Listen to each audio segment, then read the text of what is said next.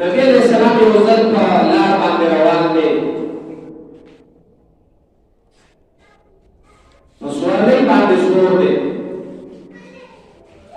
عبدالله ابن ابی په یو مجلس کې ناست دی. صحابه کرام عبدالله ابن رواحه چې جلیل القدر صحابي دی ډېر موجود دی. د دې سورلۍ هغه ګرد او غبار کوم ځای باندې چې هغه سورلۍ خپل دي بیا پروژدی د هغه زینتونه اوچتېږي، دا ګرد او غبار باندې ناست مجلس باندې ورغی. په هغه مجلس کې یو عبدالله ابن ابی دی د منافقانو مشر.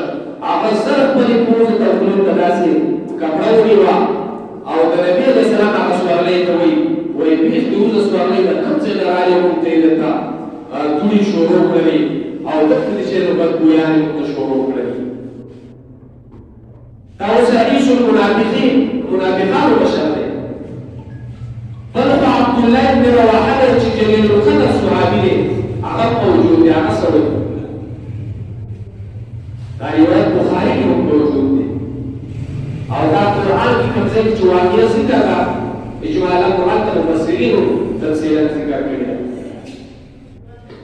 امام بخاری رحمت الله تعالی علیه داسې الفاظ راوړي دي د حدیث شریف. وایي دا عبدالله ابن رواحه ورته وایي چې عبدالله ابن ابی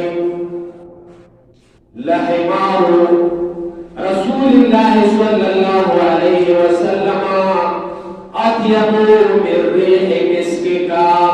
اے ظالما تنا حضور علیہ الصلوۃ والسلام سورلۍ مبارک توای چې تاسو ته بدبوې جوړ کړه، جوړې دې جوړې کړې. زمانه فزاد رب العالمین باندې قسم وي د نبی علیہ السلام دا سورلۍ ستاسو مشکو ځان پرونه دې له مشکو دارلا صحابي ته قسم خوري چې د نبی علیہ السلام سورلۍ چې نو دا ستاسو مشکو دا پرونه مشکو دارلا او ته دا سورلۍ ته ټولنه کوزه پټه وستا باطنی تابع کوي. او تفسیر جلالین والا لیکي وی عبدالله ابن رواحه دا جواب ورکړو چې والله لموت حمار رسول الله صلی الله علیه وسلم اطيب من ريح مسكك. ودا مقابله د نبی علیہ السلام کې سوالای واړه کړو نو دی عبدالله ابن ابی منافق داغه د راپورته پټ کړی و وی چې کوی د شروع کړه. نو علامہ جلال الدین رحمه الله تعالی علیه تفسیر جلالین کې لیکي وی عبدالله ابن رواحه ول جواب ورکړو چې فزا دارم دې قسم دې رسول الله سلام د سورلۍ د وجوب خوشبوئی ستاسو خوشبو د امرونو سیواله منافق وي ته نبی علیہ السلام سورلۍ ته د عظمت کې دی باندې خدای الله نبی سورلۍ کړی دا د دې سورلۍ قدر او احترام اوس لازم دی. نو اسی هغه د ستاسو د خدمت کې راو چې د کمسیز نسبت په نبی علیہ السلام سره راغی د منافق کو سره د لري و د مؤمن کو سره د لري و. نو د دې وجنه تاسو ته دا عرض دی چې د کمسیز نسبت زموږ او تاسو د نبی سره راشي.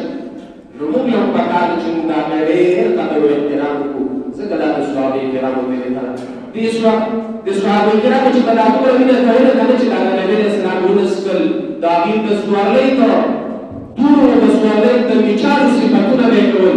نو ځکه چې باندې منافقانو تجاوی قرآن قرآن وی قیل لهم آمنوا كما آمن الناس. اے منافقانو د نبی علیہ السلام د صادق صحابه په شان ایمان راوړئ. باقي مسلمي انؤمنوا كما آمن السفهاء. وی دغه تبعلانو په شان ایمان راوړو چې کله د نبی علیہ السلام د سوالۍ د میچارو صفتونه کوي، کله د نبی علیہ السلام د وحي صفتونه کوي، کله د نبی علیہ السلام وینس کی د دې خلکو دا کوي خامخل نو صحابه باندې خامخل رب العالمین